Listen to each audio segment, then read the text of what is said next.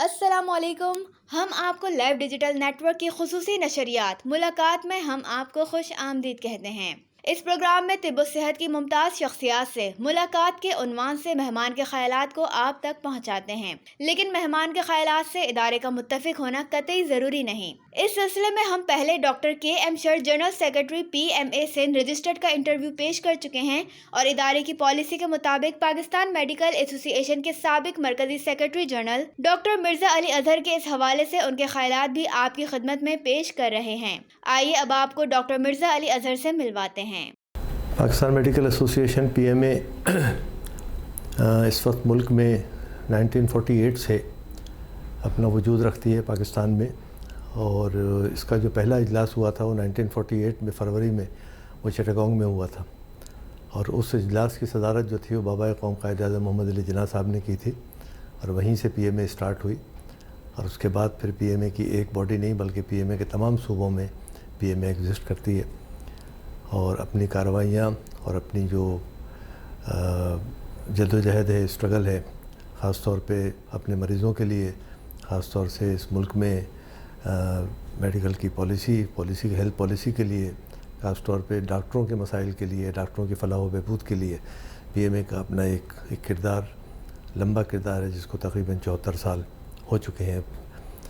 لیکن اس کے بعد جب 1971 کا افسوسناک واقعہ ہوا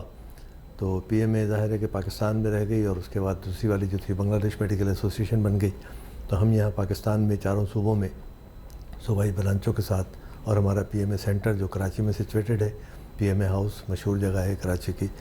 اور یہ بنیادی طور پہ ایک رجسٹرڈ باڈی ہے جس کا رجسٹر کا یہ سرٹیفکیٹ میں آپ کو دکھا رہا ہوں میں، اور یہ رجسٹرڈ ہے، یہ پروونشل اسسٹنٹ رجسٹرار سے جوائنٹ اسٹاک کمپنیز سندھ، اور یہ 2006 میں یہاں سے رجسٹرڈ ہوئی ہے. اور یہ اس کا رجسٹریشن کا سرٹیفکیٹ ہے جو پاکستان میڈیکل ایسوسی ایشن کے نام سے. اور جتنی بھی برانچز ہیں، چاہے وہ سٹی برانچز ہوں، چاہے وہ لوکل برانچز ہوں، چاہے وہ پروونشل برانچز ہوں، وہ سب کی سب برانچز اس پاکستان میڈیکل ایسوسی ایشن سینٹر کا حصہ ہیں. یہ تو PMA بنیادی طور پہ ایک ایسی آرگنائزیشن ہے کہ جو نہ صرف یہ کہ ڈاکٹروں کے لیے کام کرتی ہے، بلکہ اس سے زیادہ مطلب ہے کہ ہمارا جو انٹرسٹ ہے وہ مریضوں کے لیے ہوتا ہے. ہم چاہتے ہیں کہ ہمارے مریضوں کو وہ سہولتیں ملیں کہ جو بین الاقوامی طور پہ دنیا میں دی جاتی ہیں اپنے اپنے مریضوں کو، اور اسی طرح سے مطلب ہم کام کرنا چاہتے ہیں پیشنٹس کے لیے، اور پیشنٹ فرینڈلی آرگنائزیشن اس کو ہم کہتے ہیں. اس کے ساتھ ساتھ ہم اویئرنیس کی کمپینس ہم چلاتے ہیں لوگوں میں، اور جیسے مثال کے طور پہ آج کل ایک بہت بڑی بیماری چھالیا گٹکا کے حساب سے چل رہی ہے، لوگ کھا رہے ہیں، پتہ نہیں نوجوان نسل خاص طور پہ،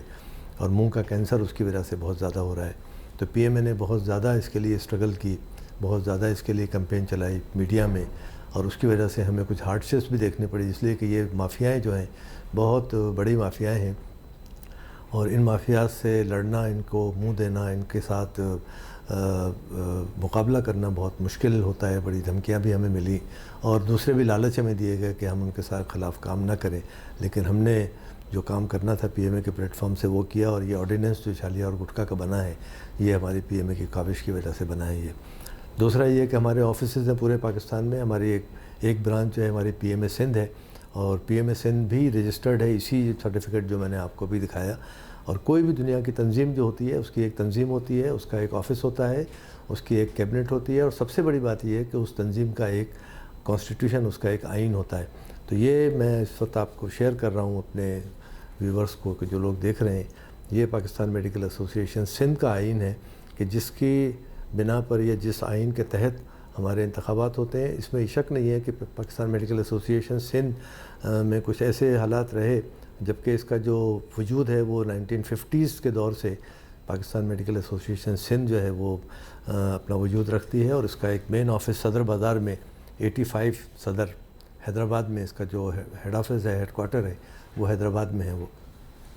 لیکن درمیان میں کچھ ایسے مسائل رہے سندھ کے PMA کے ساتھ کہ اس کی اپنی جو الیکشن کا پروسیس ہے کچھ لوگوں کی وجہ سے، اور کچھ ہمارے جو ڈاکٹر حضرات ہیں، ہمارے جو ممبران ہیں، ان کے کچھ مسائل کی وجہ سے یہ کنٹینیوس نہیں ہو سکا. لیکن اب 2018 کے بعد سے ہم نے اس کو دوبارہ اپنے پیروں پہ کھڑا کیا. سندھ کی تمام برانچز، اس کا جو کانسٹیٹیوشن پہلے ایک ڈرافٹ کانسٹیٹیوشن تھا، اس کانسٹیٹیوشن کو جنرل باڈی سے ہم نے منظور کرایا. یہ منظور ہونے کے بعد ہماری PMA سندھ جو ہے وہ فعال ہے. ایک رجسٹرڈ باڈی کی حیثیت سے، اور ہماری تمام سندھ کے اندر برانچز ہیں، اور جو 2 سال سے تقریباً گزشتہ 2 سال کے اندر ہمارے 2 پے در پہ الیکشن ہو چکے ہیں، جو پی ایم اے سندھ کی تاریخ میں بہت کم ایسا ہوا ہے کہ پے در پہ الیکشن ہو کے ایک باڈی کے بعد دوسری باڈی الیکٹ ہو کے آئی ہو۔ تو اس وجہ سے پی ایم اے سندھ اپنا کام کر رہی ہے، اور پی ایم اے سینٹر اپنا کام کر رہی ہے۔ پی ایم اے کراچی جو پاکستان کی سب سے بڑی برانچ ہے، وہ بھی پی ایم اے سندھ کا حصہ ہے، اس کی بہت زیادہ خدمات ہیں، پی ایم اے کراچی کی اور پی ایم اے سینٹر کی، پی ایم اے لاہور کی، اور اس کے علاوہ اور ہمارے ہر شہر میں تقریباً ہماری پی ایم اے کسی نہ کسی صورت میں فعال ہے۔ آج کل آپ جیسا دیکھ رہے ہیں کہ ملک میں بہت سیلاب آئے ہوئے ہیں، بہت ہی خراب اور افسوسناک صورتحال سے پورا ملک دوچار ہے، اور یہ قدرتی آفت آئی ہے ہمارے اوپر، ہماری قوم کے اوپر۔ اس سے پہلے بھی 2010 میں بہت بڑا سیلاب آیا تھا، 2005 میں ایک بہت ہی شدید قسم کا زلزلہ آیا تھا۔ تو پی ایم اے ہماری جو ہے وہ ہمیشہ سیلاب میں، زلزلوں میں، اور جس قسم کے مطلب حالات ہوتے ہیں، سیلاب میں، زلزلوں میں، جو قدرتی آفات جس طریقے سے ہوتی ہیں، پی ایم اے نے اپنا ایک بھرپور کردار ادا کیا ہے۔ ہمیشہ پی ایم اے فرنٹ لائن میں رہی ہے۔ پہاڑوں پہ جا کے ہمارے ڈاکٹروں نے، ہمارے دوستوں نے وہاں جا کے خدمات انجام دی ہیں۔ سیلاب کے لیے ہم نے بہت خدمات انجام دی 2010 میں، اور اس دفعہ پی ایم اے سندھ کی اور پورے پاکستان کی پی ایم اے جو ہے وہ فعال ہو گئی ہے، اور ہم دوبارہ اسی جذبے سے اور اسی اپنی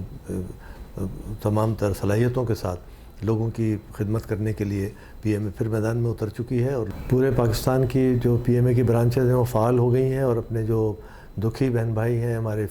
بچے ہیں خاص طور پہ جو سیلاب سے متاثر ہوئے ہیں، ان کے لیے ہم لوگوں نے کام کرنا شروع کیا ہے۔ اور اس کے بعد مطلب ہم یہ سمجھتے ہیں کہ لوگوں سے ہم نے ریکویسٹ کی ہے، خاص طور پہ فارماسیوٹیکل انڈسٹریز سے، کہ جو بیماریاں پھیل رہی ہیں اس کے لیے ہمیں دواؤں کی اشد ضرورت ہے، تو وہ ہمیں دوائیں ڈونیٹ کریں، اور جو مخیر حضرات ہیں وہ بھی اپنے مدد کرنے کے لیے آگے آئیں، تاکہ ہمارے پی ایم اے کے والنٹیئرز اور ہماری برانچز کے لوگ جو ہیں وہ اپنے اپنے علاقوں میں لوگوں کی خدمت کر سکیں۔ بس یہ کہ یہی میں آپ سے عرض کرنا چاہ رہا تھا کہ یہ اس وقت جو صورتحال سب سے زیادہ جو اس وقت ہمیں چیلنج ہمارے سر پہ ہے، وہ ان زلزلہ زدگان اور زلزلہ کے جو لوگ ہمارے متاثر ہوئے ہیں ان کی مدد کرنے کا اس وقت چیلنج۔ اس وقت جو سب سے بڑا جو چیلنج ہمارے لیے ہے وہ یہ کہ اس وقت جو پورے ملک میں سیلابی کیفیت ہے، اور جس سے تباہی ہوئی ہے، جانی نقصان ہوا، لوگوں کے جانوروں کا نقصان ہوا، لوگوں کے فصلوں کا نقصان ہوا، لوگوں کے گھروں کا نقصان ہوا، یہ نقصان اتنا ہے کہ اس کو ہم امیجن بھی نہیں کر سکتے، اس کا کوئی حساب کتاب بھی نہیں کر سکتے، اور ظاہر ہے کہ ہمارے پاس